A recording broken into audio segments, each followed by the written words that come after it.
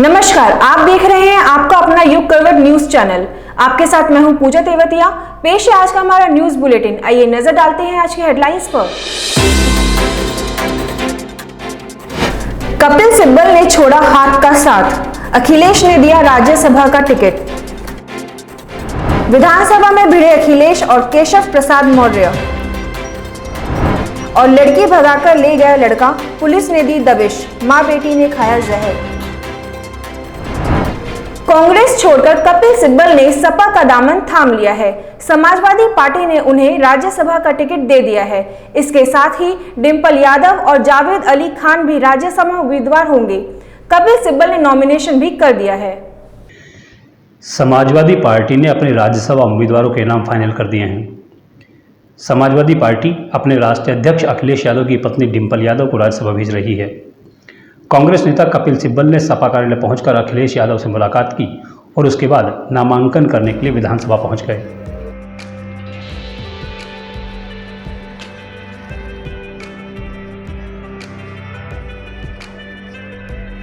जावेद अली खान को भी समाजवादी पार्टी राज्यसभा भेज रही है। वह पहले भी सपा के राज्यसभा सदस्य रह चुके हैं। सपा के कुंवर रेवती रमन सिंह, विशंबर प्रसाद निषाद, चौधरी सुखराम सिंह यादव का कार्यकाल 4 जुलाई को समाप्त हो रहा है। कांग्रेस नेता और सुप्रीम कोर्ट के वकील कपिल सिब्बल समाजवादी पार्टी के राष्ट्रीय अध्यक्ष अखिलेश यादव और आजम खां के बीच दूरी कम करा सकते हैं। समाजवादी पार्टी कपिल सिब्बल को राज्यसभा भेज रही है। ऐसे में आजम खां को सुप्रीम कोर्ट से जमानत दिलाने वाले कपिल सिब्बल को राज्यसभा भेजकर अखिलेश यादव एक तीर से 2 निशाने साध रहे हैं। अखिलेश के इस फैसले से पार्टी को राज्यसभा में एक बुलंद आवाज़ मिलेगी, तो वहीं पार्टी के अंदर चल रही अंदरूनी राजनीति भी खत्म हो सकेगी। समाजवादी पार्टी आजम और शिवपाल के बगावती रुख से परेशान है। ऐसे में माना जा रहा है कि आजम को मनाने में कपिल सिब्बल बड़ी भूमिका निभा सकते हैं। सपा विधायक आजम खां 27 महीने बाद जेल से बाहर आए हैं। कोर्ट में उनकी पैरवी पूर्व केंद्रीय मंत्री और सुप्रीम कोर्ट के वकील कपिल सिब्बल ने ही की थी। ऐसे में दावा किया जा रहा है कि आजम खां की पैरवी के लिए सपा ने कपिल सिब्बल को ही तैयार किया है। नामांकन दाखिल करते समय सपा अध्यक्ष और पूर्व मुख्यमंत्री अखिलेश यादव, महासचिव रामगोपाल यादव आदि उपस्थित थे। नामांकन दाखिल करने से पहले कपिल सिब्बल ने कहा कि उन्होंने कांग्रेस की सदस्यता से 16 मई को ही इस्तीफा दे दिया था। अब वे समाजवादी पार्टी के साथ हैं। ब्यूरो रिपोर्ट, युग करवट। उत्तर प्रदेश विधानसभा के सत्र में अखिलेश यादव और केशव प्रसाद मौर्य के बीच जमकर बहस हुई। अखिलेश यादव ने कहा कि जनता ने गर्मी तो आपकी निकाल दी थी, तभी तो आप हार गए थे। इस पर केशव ने भी तंज कसे। खराब काम करती है।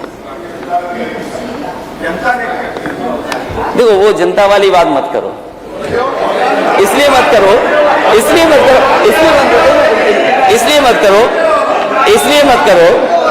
एक मिनट, वो मैं कहने जा रहा हूँ ना, कहने जा रहा हूँ। मैं कहना, अध्यक्ष महोदय, जनता ने तो इनकी गर्मी निकाल दी थी जो बैठे हैं सामने।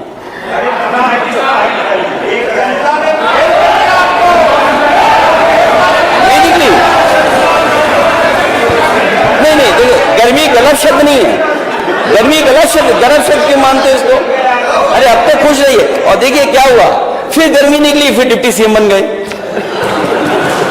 अब आप बताइए किसकी गर्मी निकली अगर आप डिप्टी सीएम बन गए तो? ये क्या बात हुई? ये हार गए तो आप हारे कि नहीं हारे? हम तो स्वीकार करते, जो जनता ने का दावा करने वाले सतर्क पे रह गए और आप का दावा मैं नहीं कर रहा था, आप कर रहे थे। ठीक है, हम सतर्क पे रह गए, लेकिन आप पलट करके देखिए, क्या बैलेट में हम लोग कितना जीते थे? बैलेट में कितना जीते थे? और दुनिया में कितने देशों में ईवीएम से वोट पड़ता है, ये भी बता दो माननीय सदस्य आप। बताइए दुनिया में। माननीय नेता प्रतिपक्ष, माननीय अध्यक्ष जी, नेता प्रतिपक्ष जी अगर उत्तर जानना चाहते हैं, बैलेट से पेपर जब 2012 का चुनाव हुआ था तो ईवीएम से हुआ था, तब अच्छे हो गए। मतलब असत्य बोल करके, जनता के बीच में ऐसी बातें रख करके 300 यूनिट बिजली फ्री देंगे, सब नकार दिया। अध्यक्ष महोदय बोले, मैं अभी बोलूंगा आपकी। अब तो लगता है थोड़ी गर्मी निकली, अभी गर्मी और निकलनी बाकी है इनकी।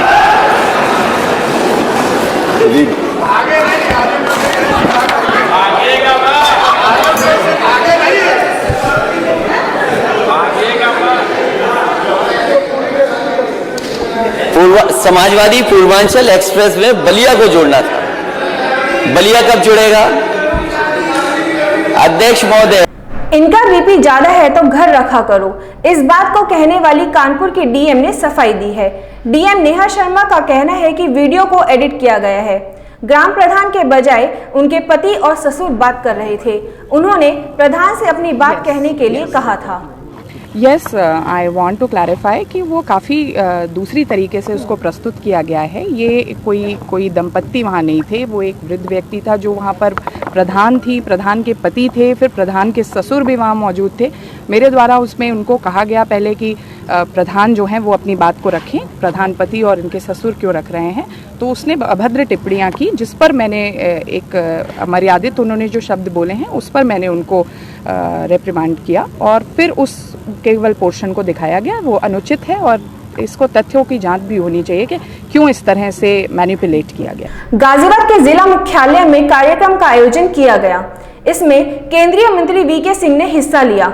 उन्होंने नवनियुक्त कम्युनिटी स्वास्थ्य अधिकारियों को लैपटॉप वितरित किए।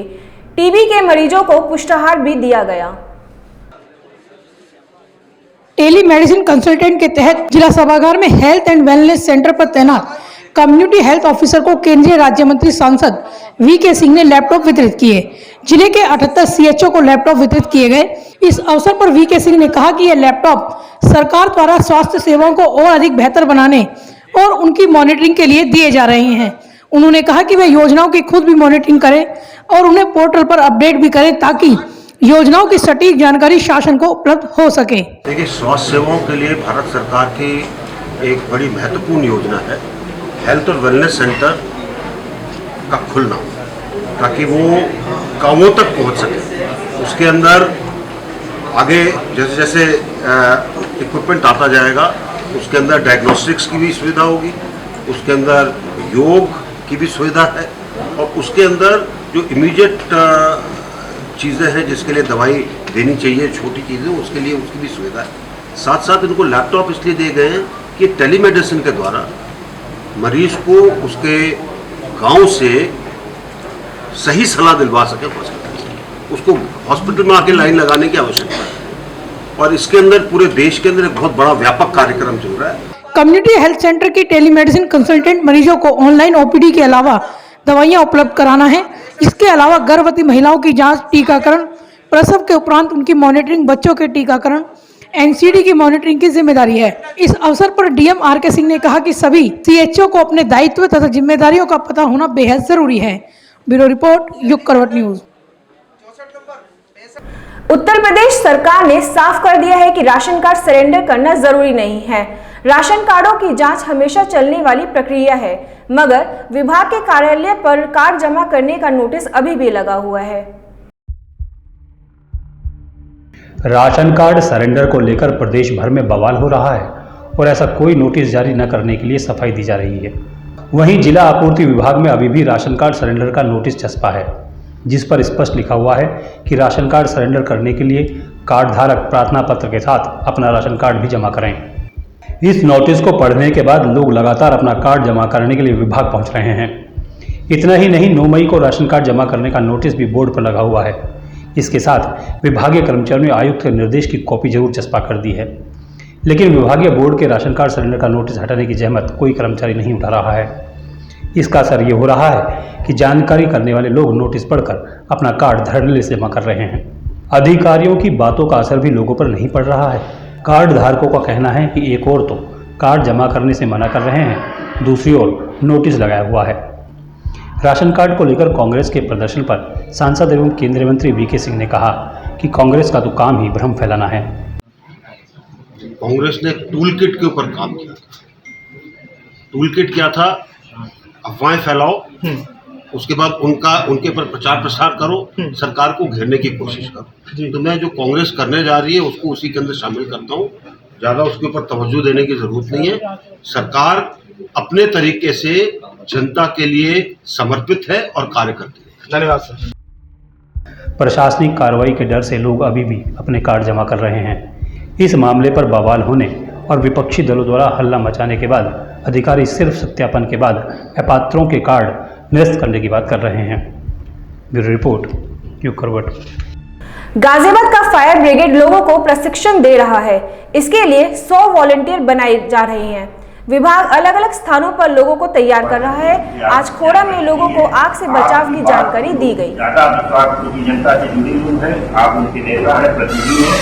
आप जो कहेंगे सरकार की बात को हमारे माध्यम से आप कहेंगे तो आपकी बात का ज्यादा असर होगा और ज्यादा लोग इसमें रुचि लेकर के ये प्रशिक्षण लेंगे और इस प्रशिक्षण की सबसे बड़ी उनको सर्टिफिकेट मिलेगा तो कल को रोजी रोजगार में भी उनके एक वो बहुत महत्वपूर्ण भूमिका अदा करेगा। हो सकता है उनको प्राइवेट कंपनियों में, प्राइवेट फैक्ट्रियों में, जो प्राइवेट सिक्योरिटी एजेंसियां हैं, ये सारे लोग जो है क्योंकि रहता है कि इनको पास फायर और सेफ्टी की जो है फायर फाइटिंग का इन्होंने ट्रेनिंग किया हुआ है, फायर ब्रिगेड के साथ इतने दिन तक काम किया है, उनका एक ग्रुप बनेगा, व्हाट्सएप ग्रुप। फायर थोड़ा भी आग लगती है तत्काल उस ग्रुप में डालेंगे, सूचना हो गई तो तुरंत पहुंचेंगे।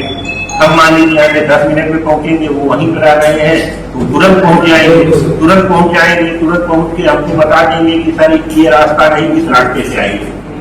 होता क्या है, कभी कभी हमारे कर्मचारी बदलते रहते हैं, चेंज होते रहते हैं, तो उनको रास्ते की जानकारी नहीं रहती है तो लेके दूसरी गली में घुस गए और वहाँ पता लगा घुस गए। राशन वितरण प्रणाली को लेकर कांग्रेस ने जिला मुख्यालय पर प्रदर्शन किया। कांग्रेस का कहना है कि चुनाव से पहले वोट पाने के लिए ही राशन दिया गया। अब सरकार बनने के बाद राशन के रिकवरी की बात कही जा रही है।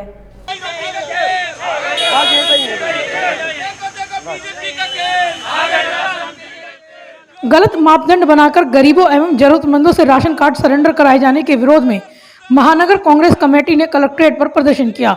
प्रदर्शनकारियों ने इस दौरान अपनी मांगों से संबंधित ज्ञापन भी जिला अधिकारी को दिया। कांग्रेसियों का कहना है कि समस्त उत्तर प्रदेश में जिला आपूर्ति अधिकारियों द्वारा राशन कार्ड वापस करने में और पूर्व में राशन की रिकवरी के लिए आदेश दिए गए हैं। यह आदेश खाद्य सुरक्षा कानून के खिलाफ है। कांग्रेसियों ने इसे गरीबों एवं जरूरतमंदों पर सरकार का अत्याचार करार दिया। कांग्रेसियों का कहना है कि भाजपा लोगों से अच्छे दिन लाने का वायदा कर शासन में आई थी। ये जो उत्तर प्रदेश के अंदर गरीबों पे अत्याचार किया जा रहा है, सरकार अपने वादे से मुकर रही है। राशन कार्डों पे जहां चुनाव के दौरान चुनावी लाभ लेने के लिए उत्तर प्रदेश की सरकार फ्री में राशन बांट रही थी, वहां आज उन राशन को वापस लेने की बात कर रही है और लोगों पे 24 रुपये किलो गेहूं और 32 रुपये किलो चावल के हिसाब से पैसे मांगने की बात कर रही है और राशन कार्ड सिलेंडर करने की बात कर रही है। ये पूरी तरह से गलत है और हम महानगर कांग्रेस कमेटी इसका विरोध करती है। राशन कार्ड, जितने राशन कार्ड बने थे वो सब आय प्रमाण पत्र के आधार पर बने थे। आय प्रमाण पत्र की जो वैलिडिटी है कम से कम 6 माह होती है। इससे पहले राशन कार्ड वापसी लेने का कोई इनका अधिकार नहीं है। आप जांच कराइए, कोई पात्र नहीं है। ये आप चुनाव से पहले घोषणा करते, आपने चुनावी वादे में अभी 6 महीने भी आपको सरकार बनाए हुए नहीं हुए और चुनावी वादे से आप लोग मुकर रहे हैं और जनता को धोखा देने का काम कर रहे हैं। गरीबों को उजाड़ा जा रहा है, ढेली पटरी वालों को उजाड़ा जा रहा है। इन सब चीज़ों के लिए कांग्रेस पार्टी जल्दी सड़कों पर उतरेगी। आज ये एक छोटा टेलर है, हमारे अध्यक्ष जी बीमार है, इस वजह से आ नहीं पाए हैं, लेकिन हम लोग यहाँ इकट्ठा होकर कुछ लोग थोड़े से शॉर्ट नोटिस पे हम लोग यहाँ आए हैं और समय रहते इस प्रशासन को जाग जाना चाहिए और गरीबों पर अत्याचार बंद कर देना चाहिए। कहीं ठेली पट्टी वाले उजाड़े जा रहे हैं, कहीं किसी गरीबों को सताया जा रहा है। एक तरफ तो रोजगार नहीं है, कोरोना की महामारी से अभी लोग उभर भी नहीं पाए हैं और ये सरकार ने जुल्म ढाना शुरू कर दिया। इसका कांग्रेस पार्टी पूर्ण रूप से विरोध करेगी और किसी भी कीमत पर हम गरीबों पर जुल्म नहीं होने देंगे। उत्तर प्रदेश चुनाव में लाभ लेने के लिए सरकार ने गरीबों को मुफ्त में राशन दिया, लेकिन चुनाव समाप्त होने के बाद सरकार गरीबों से अन्न का अधिकार भी छीन रही है। कांग्रेसियों की मांग थी कि यूपी सरकार इस मनमानी प्रक्रिया पर तुरंत रोक लगाए। ब्यूरो रिपोर्ट, युग करवट न्यूज। बागपत के छपरोली में प्रिंस नाम का लड़का अपनी प्रेमिका को लेकर भाग गया। रिपोर्ट दर्ज करने के बाद पुलिस ने प्रिंस के घर दबिश दी। प्रिंस की मां और 2 बहनों ने जहर खा लिया। एक बहन की मौत हो गई है। 3 मई 2022 को बाछौड़ गांव के कांति ने छपरौली थाने पर आकर तहरीर दी कि 3 मई 2022 की सुबह लगभग 3 बजे उनकी लड़की को गांव का ही लड़का जिसका नाम प्रिंस है लेकर कहीं चला गया। इस संबंध में 3 मई 2022 को एफआईआर दर्ज की गई। विवेचना के दौरान आज शाम को वादी पक्ष ने पुलिस को सूचना दी कि उनकी लड़की तथा प्रिंस आज प्रिंस के घर पर मौजूद है। पुलिस तत्काल मौके पर पहुंची। लगभग 6:30 बजे शाम की बात है। गाँव वालों की मौजूदगी में प्रिंस तथा लड़की की तलाश किया गया। इसी दौरान प्रिंस की मां अनुराधा तथा प्रिंस की 2 बहनों ने घर में जहरीले पदार्थ का सेवन कर लिया, जिस कारण उनकी स्थिति बिगड़ गई। पुलिस ने गांव वालों की मदद से उनको CSC छपरौली भर्ती कराया, जहां से उनको बड़ौत रेफर कर दिया गया और जहां से उनको मेरठ के अस्पताल में रेफर कर दिया गया है। उनकी स्थिति गंभीर है। पुलिस बेस्ट उपलब्ध उनको इलाज मुहैया करा रही है। इस संबंध में आवश्यक वैधानिक कार्रवाई की जा रही है। हापुड़ के सिंभावली क्षेत्र में सट्टे का खेल चल रहा था। ये लोग IPL में सट्टा लगाते थे। पुलिस ने 4 लोगों को गिरफ्तार किया है। इनके कब्जे से 15 मोबाइल फोन और 2 लैपटॉप बरामद किए हैं। ये लोग हवाला का काम भी करते थे। कितने गिरफ्तार हुए हैं? ये हापुड़ देहात और सिंभावली थाना क्षेत्र से 4 सटोरियों को गिरफ्तार किया गया है और इनसे जो 4 अभियुक्त हैं, इनसे टोटल जो कैश की बरामदगी हुई है वो 3,90,000 रुपये हुई है। उसके अलावा उनके पास से 2 गाड़ियाँ और 15 मोबाइल इनसे बरामद हुए हैं और इनसे 2 लैपटॉप और एक जो रजिस्टर है जिसमें ये हिसाब किताब जो सट्टे का मेंटेन करते थे वो भी इनसे बरामद हुआ है। इसमें जो सिंभावली थाना क्षेत्र में जो अभियुक्त पकड़े हैं उसमें एक का नाम नाजिम है और दूसरा तनवीर है। और जो हापुड़ देहात की टीम ने 2 लोगों को जो गिरफ्तार किया है उसमें एक आकाश है और दूसरे रविंदर है। इनके द्वारा जो IPL में जो सट्टा खिलवाते हैं वो अभी इनके द्वारा खिलवाया जा रहा था। कुछ ये ऐप के माध्यम से खिलवा रहे थे। एक gmexchange.com करके एक साइट बनाई हुई थी जिनके ID पासवर्ड भी इनसे मिले हैं और उसके अलावा जो इनके पास लैपटॉप मिला है उसमें एक सॉफ्टवेयर के माध्यम से भी ये अपने बुकीज़ के साथ कांटेक्ट में थे। दिल्ली के कुछ बुकीज़ हैं जो कि आइडेंटिफाई हुए हैं इसमें और यहाँ के जो खेलने वाले थे जिनको ये पंटर बोलते हैं उसकी भी कुछ सूची हमें मिली है जिनको ये सट्टा खिलवा रहे थे। जो सट्टे का कैश का लेन देन होता था ये 2 माध्यम से करते थे। एक तो बैंक अकाउंट के माध्यम से करते थे जिसकी डिटेल्स हमें मिली है। दूसरा ये हवाला के माध्यम से करते थे जिसमें इनके पास से हमें इनके मोबाइल में कुछ नोट की फोटो मिली है जिसमें 10 के और 5 के नोट हैं जिनको ये जो हवाला वाले पैसे देते हैं उनको ये नोट देते थे और वहां से ये पेमेंट उठाते थे। इसमें अन्य लोग भी गैंग में कुछ आइडेंटिफाई हुए हैं जो यहाँ हापुड़ से भी खेलते हैं और आगे बुकीज के माध्यम से वो खिलवाते हैं। कुछ इसमें गाजियाबाद के लोग हैं और कुछ दिल्ली के हैं। तो इसमें फर्दर इसमें जो इनकी चैट्स हैं व्हाट्सएप चैट उनका भी एनालिसिस करके जो भी लोग इसमें फर्दर इन्वॉल्व होंगे जो इस पूरे गैंग को चला रहे हैं उसके खिलाफ भी हम आगे विधिक कार्रवाई सुनिश्चित करें। महरौली के कई रास्तों पर पानी भरा हुआ है। लोगों को आने जाने में काफी परेशानी हो रही है। नगर निगम भी कोई कार्रवाई नहीं कर रहा है। इससे परेशान लोगों ने प्रदर्शन किया। उन्होंने हाईवे की सर्विस रोड पर जाम भी लगाया। जल भराव की समस्या से त्रस्त महरौली गांव के लोगों ने NH9 की सर्विस रोड पर धरना दिया। इस दौरान ग्रामवासियों ने राष्ट्रीय राजमार्ग पर जाम लगाकर नगर निगम प्रशासन के खिलाफ जमकर नारेबाजी की।